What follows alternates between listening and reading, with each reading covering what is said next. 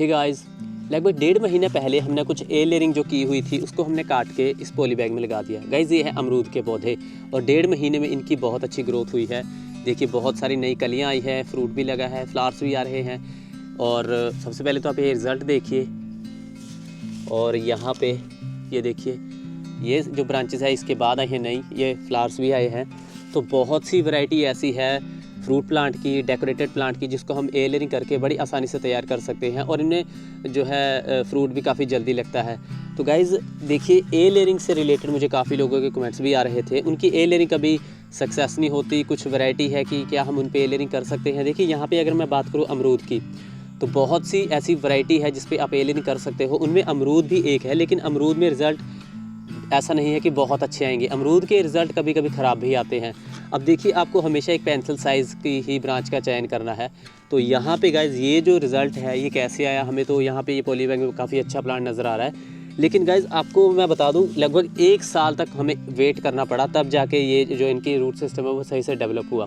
अमरूद में सबसे बड़ी प्रॉब्लम ये आती है कि कभी कभी तो जिस ब्रांच पे हम ए लेयरिंग करते हैं वो ब्रांच ही सूख जाती है, या फिर जब हम ए लेयरिंग करते हैं तो हम चेक करते हैं 1 महीना 2 महीने के बाद उनमें जड़ें ही नहीं बनती। ये प्रॉब्लम काफ़ी ज़्यादा आम है। तो हमें क्या करना है, अपनी तरफ से जो हम ए लेयरिंग करते हैं वो सही तरीके से सही टाइम पे करनी है। बाकी का काम कुदरत अपने आप करेगी, वो चले ना चले फिर हम उसमें कुछ नहीं कर सकते। तो नॉर्मली जब हम ए लेयरिंग करते हैं उसका सही टाइम है बरसात का। बरसात की शुरुआत में जब पहली बारिश होती है तभी आपको ए लेयरिंग करनी है। उस दौरान एनवायरनमेंट में काफ़ी ज़्यादा उमस होती है, एक नमी रहती है, जिससे जो हम ए लेयरिंग करते हैं, जो गुट्टी बांधते हैं, उसमें भी नमी रहती है। तो ऐसे में जड़ें जो बनती है तो काफ़ी ज़्यादा चांस होते हैं कि काफ़ी ज़्यादा जड़ें बनेंगी। तो हमने क्या किया था, इनमें हमने देखिए कि छोटी ब्रांच है, हमने इसमें जो है जब ए लेयरिंग की थी तो यहाँ पे हमने मॉस घास, पहाड़ों में एक मॉस होती है, मॉस घास होती है, वो काफ़ी ज़्यादा अच्छी होती है। थोड़ी सी गोबर खाद और मॉस घास और हमने मिट्टी ली, इन तीनों चीज़ों को अच्छे से मिला के हमने इन ए लेयरिंग को किया। अब मॉस घास को मिलाने का मेन कारण ही यही है कि जो मॉइस्चर है वो इसमें लगातार बना रहे। अगर आपके पास मॉस घास नहीं है तो आप कोकोपीट का यूज़ कर सकते हो। इवन नींबू के पौधे में सिर्फ और सिर्फ मिट्टी का ही यूज़ करके हमने ए लेयरिंग की है और बहुत अच्छे रिज़ल्ट आए हैं। अगर आप ट्राई करना चाहते हो पहली बार, तो मैं आपको यही बोलूँगा कि आप नींबू के पेड़ पे ट्राई करें और पहली बार में ही आपको बहुत अच्छे रिज़ल्ट मिलेंगे। आप रबर प्लांट पे ट्राई कर सकते हो, फाइकस की किसी वैरायटी पे ट्राई कर सकते हो, हिबिस्कस पे ट्राई करो, इसमें आपको डेफिनेटली रिज़ल्ट मिलेंगे और आपको काफ़ी कुछ सीखने को भी मिलेगा। तो गाइज़ अमरूदों में अभी पिछले साल बरसात के दौरान हमने कुछ 40 के आसपास ए लेयरिंग की थी, जिसमें से हमें लगभग 25 से 30 पौधे ही मिले। बाकी में कुछ भी रिज़ल्ट नहीं आया, ब्रांचेस हरी थी लेकिन उनमें जड़ें भी नहीं बनी। तो जो पौधे हमारे तैयार थे उनको तो हमने काट के पॉली बैग में लगा दिया था, जो पौधे हमारे तैयार नहीं थे उनको हमने ऐसे ही रहने दिया। तो पूरे 1 साल के बाद अगली बरसात के एंड में गाइज ये पौधे तैयार हुए। तो अमरूदों में ये प्रॉब्लम भी देखने को मिलती है। तो इसको 1 साल लगा इनकी जड़ें बनने में। पिछली बरसात को हमने ए लेयरिंग की थी और 1 साल के बाद अगली बरसात में इनकी जड़ें बनी और पौधे हमारे सही से तैयार हुए। अब ऐसा नहीं है कि सारे के सारे पौधे तैयार हो गए, कुछ 5-6 पौधे हमारे ख़राब भी हुए, वो ब्रांचेस सूख गई।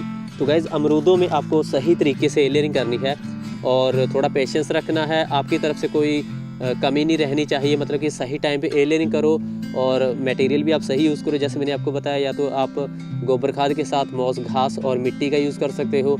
अदरवाइज़ आपको जो है कोकोपीट, उसमें थोड़ी सी गोबर खाद मिलाइए और मिट्टी, ये अच्छे से मिला के आप उनमें ए लेयरिंग कर सकते हो। अब कुछ लोगों के ये भी कमेंट्स आ रहे थे कि हमने ए लेयरिंग की है, वो पूरी तरह से सूख चुकी है, ड्राई हो चुकी है, अब उनमें मॉइस्चर कैसे बनाएं। तो ऐसे में आपको इंजेक्ट करना पड़ेगा उनमें पानी, वो भी एक सही तरीका है। आपकी जो ए लेयरिंग है वो ऐसे भी सही से चलेगी।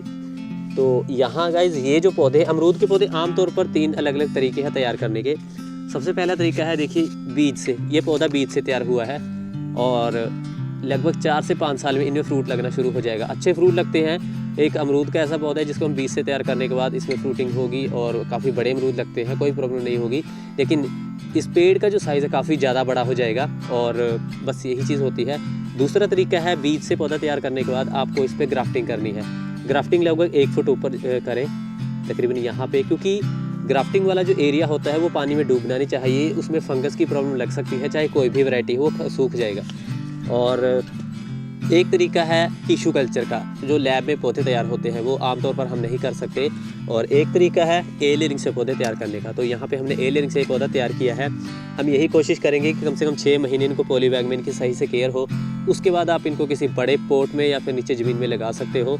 तो इसके अलावा गाइज हमने कुछ नींबुओं में ए लेयरिंग की थी लगभग 20-25 दिन पहले, उनका क्या अपडेट है उसको भी देख लेते हैं।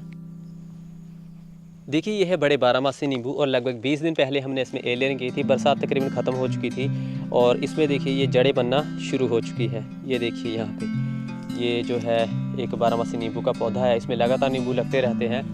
तो गुट्टी में अगर आप यहाँ देखोगे तो ये देखिए इनमें जड़ें बनना शुरू हो चुकी हैं। इसके अलावा हमने कुछ यहाँ पे और भी जो है ये देखिए।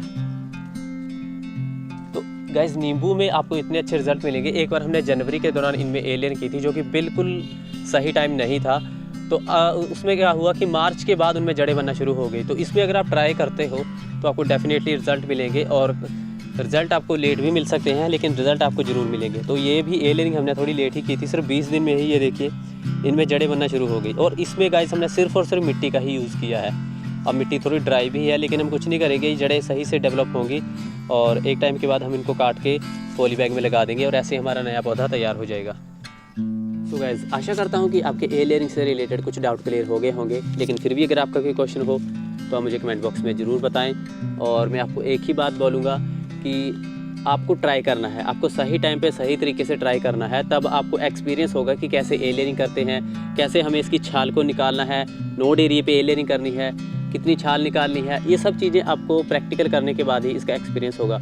तो बस आपको सही टाइम पे सही तरीके से जो है इस चीज़ को करना है। और शुरुआत में आप जो आसान वैरायटी है जिन पे अच्छे रिज़ल्ट आपको मिलते हैं उन्हीं पे आप ट्राई करो। जैसे नींबू है, मैंने आपको बताया कि रबर प्लांट है, और फाइकस की कुछ वैरायटी है, हिबिस्कस है, इन पे आप ट्राई करो। इन पे आपको रिज़ल्ट भी अच्छे मिलेंगे और आपको बहुत कुछ सीखने को भी मिलेगा ए लेयरिंग से रिलेटेड। तो आई होप कि आपको वीडियो अच्छी लगी होगी। वीडियो अच्छी लगी तो वीडियो को लाइक और चैनल को सब्सक्राइब करना ना भूलें। धन्यवाद।